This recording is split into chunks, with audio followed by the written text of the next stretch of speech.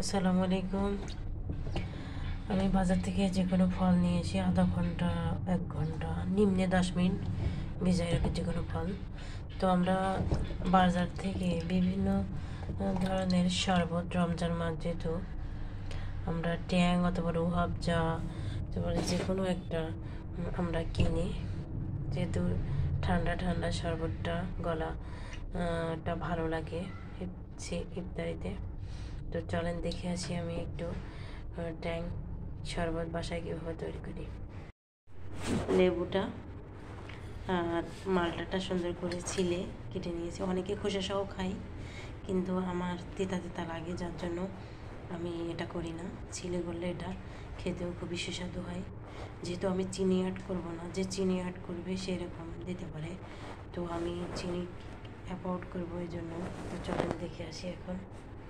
তো আমি এই যে কিছু দিয়ে ফেললাম চিনির মধ্যে, দিয়ে আমি এখানে সর্বোচ্চ 2 মিনিট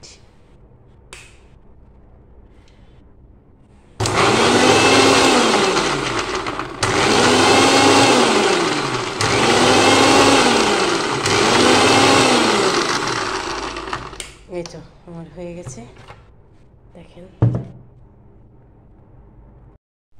তো এই তো হয়ে গেছে, দেখেন।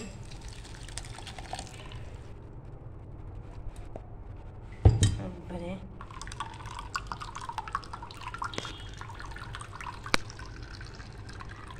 আপনাদেরকে দেখাচ্ছি। আমি এখানে ঢেলে নিয়েছি কিছুর মধ্যে, তো দেখেন একদম 2 মিনিটের মধ্যে আমি বাসায় ন্যাচারালভাবে যে একদম, ওরা তো বিভিন্ন রকমের সিকারিন বা এটা ইউজ করে, দেখেন শুধু কালারটা আর ফ্লেভারটা যেরকম আসছে, দেখেন আমি এখানে ঢেলতেছি।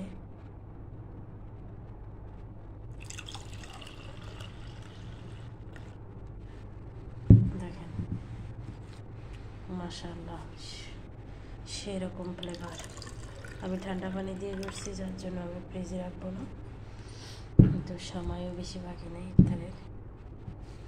তো দেখেন মাশাআল্লাহ, এটা ছোটো বাবুর জন্য এটা একদম ন্যাচারাল। চাইলেও আপনারা বাসায় খুবই অল্প সময় এরকম একটা অরেঞ্জের জুস বলেন, শরবত বলেন, যাই বলেন না কেন, একটু করে নিতে পারবেন।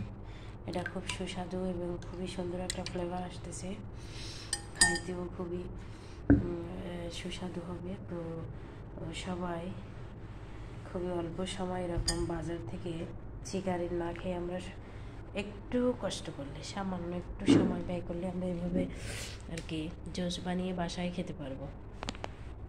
তো সবাই ভালো থাকবেন। আমার ভিডিওটা এই পর্যন্ত ওইখানে শেষ করছি। তো সবাই ভালো থাকবেন। যারা আমার চ্যানেলে নতুন, অবশ্যই আমার চ্যানেলটি সাবস্ক্রাইব করার অনুরোধ রইল। লাইক, কমেন্ট, শেয়ার করে পাশে থাকবেন। নিত্য নতুন ভিডিও পেতে তবে ভালো থাকবেন। আল্লাহ হাফেজ।